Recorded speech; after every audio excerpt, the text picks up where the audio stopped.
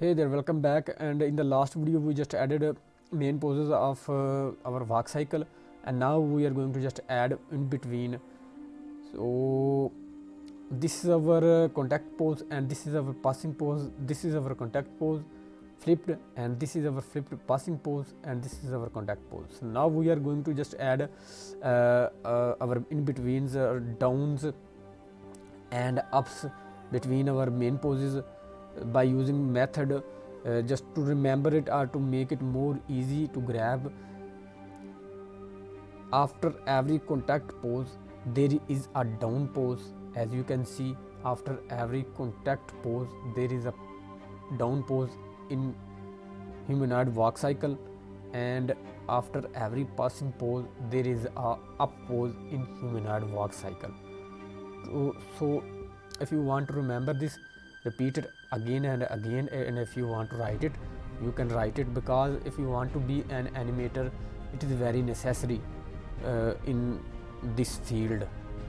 So after every contact pose there is a down pose, and after every passing pose there is a up pose. I am just repeating it, or I am insisting to or pressurizing this point, because it is very important, and less people just do it or think it like so. They just remember it like a contact pose, down pose, contact pose, down pose. Okay, so now we are done talking, and now we are going to just add use our down pose using just our principle.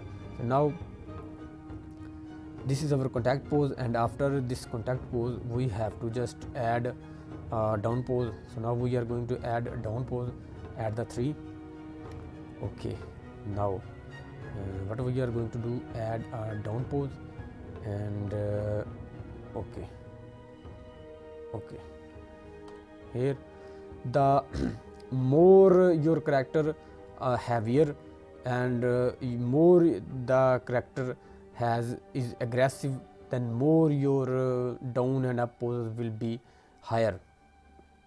So now we are just added our down pose for the first part of this our step, and now we are here in the passing pose, and after every passing pose there is a up pose. So now we are just getting these values, and just do it, Control C and Control Shift V and I. Okay, let's see what happens. Okay, we don't want these values like so, and we want to go it up, not down again. So now we are here, and now I think we are done. And the same way we just copied everything again and again, we will copy this again and again. Press Ctrl C and copy this down pose, which is after contact pose and before passing pose. Ctrl C, this is our down pose, and now you can just add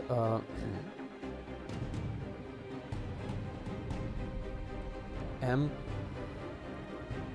and you can just rename it, and you can do it. I was going to do. Okay, so now this is our down pose, and we are going to our contact pose. This is our contact pose, and now after every contact pose there is a down pose, and we are going to just pressing Control V and I. So now it is our down pose, and again this is our passing pose, and this is our up pose, and now we are going to copy this and pasting it after our second passing pose, flip passing pose, and Control V, press I.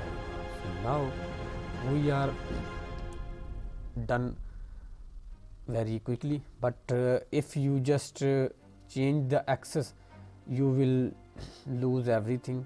Oh, what is this? What is happening? Okay, how this is this a zombie?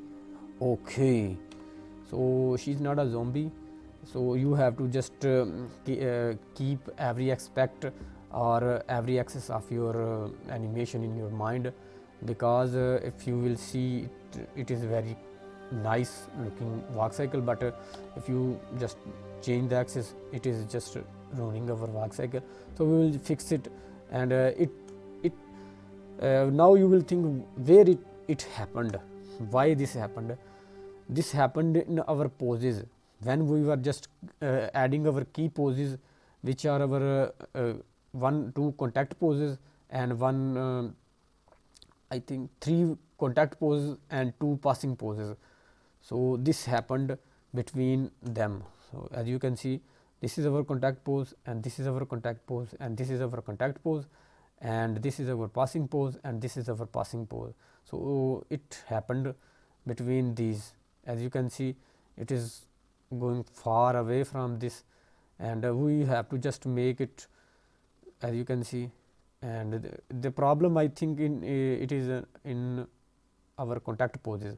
So you can fix it by just keeping in mind that we have to just keep it every aspect of our character or our model in our mind.